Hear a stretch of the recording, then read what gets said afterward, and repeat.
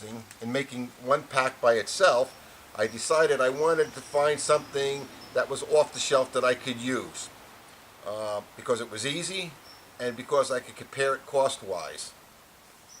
Everything today is turning to lithium. This is not lithium battery, but I do plan on buying one that is, because I just recently in the last week found one that's in the same format that will fit my old concept right here and slap right in, and it'll be lithium. So when I first started with this, battery technology was in its infancy, and it was very difficult to talk to anybody, and still is, to talk to to talk to anybody, a technician, about it, because they only want to deal basically with the big companies that have $50,000 to $100,000 to put into battery technology and so forth, and and I don't have that. So that's something that a prospective manufacturer would have to keep in mind. And technology today in lithium batteries changes day to day, week by week, and every month there's something new out on a product. But what we do know is that if it was gas powered in the past or hardwired in, today it's wireless. It was wireless with batteries and cordless drills. Today these are being outdated, these nickel cadmium batteries and nickel metal hydride batteries. Everything is lithium. Everything from weed whackers to trimmers to you name it, lawnmowers, power tools and so forth. Everything is turning into battery power, lithium power. Most people that have kayaks today, and many companies, they're trying to put motors on kayaks. Fixed motor on kayak. Kayak was nice because you could throw that kayak or that canoe on top of your car, no problem. Add a motor to it, changes the weight, changes the ability to move that thing around, and it's not so easy anymore to have a fixed motor inside. Again, the power paddle, portable, use it, put it in the car, you're all set. So speaking of the batteries here, so we're saying $30 to produce a paddle. You can charge $100 for these paddles, $125 as it is. They go buy the battery for $100. You're into this for $200, $250, maybe $300 if you do it that route. As a manufacturer, you can still have that option to do that, but you can add an option on here that these always come with the ability to put the battery on here, the lithium battery on here. Now I can go to Home Depot and I can buy 2 lithium batteries and a charger for like 150 bucks. Now if I'm buying at retail at 150 bucks, what are you able to really manufacture and produce these things for, realistically? Maybe 50 bucks for those 2 batteries and that charger, and you're making up to 2/3 on the other end when you're selling it.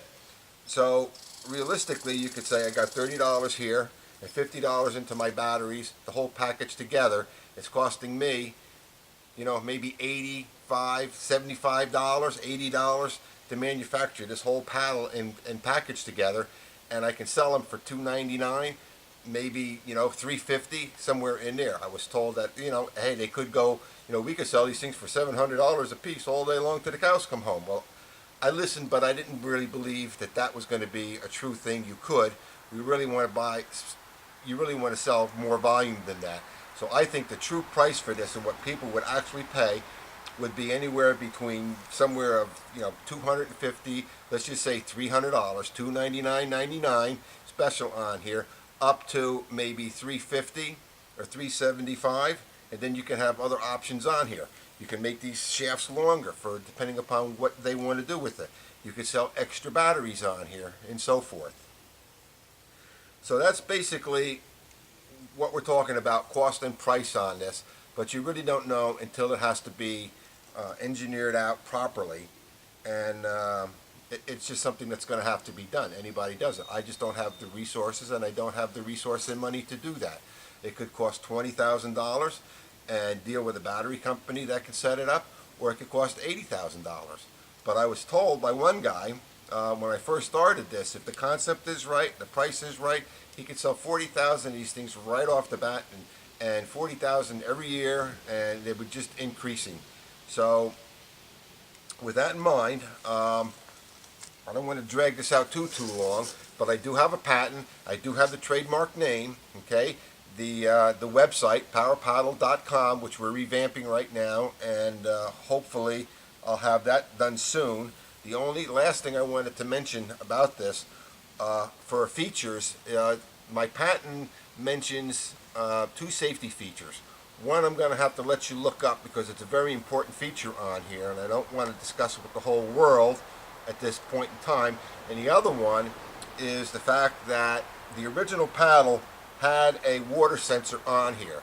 Very, very, very important feature on here, because in the past when I was developing this, I'd throw it in and out of the car at the time, and the triggers would go off and these things would spin in the car. I caught my finger in it a couple times.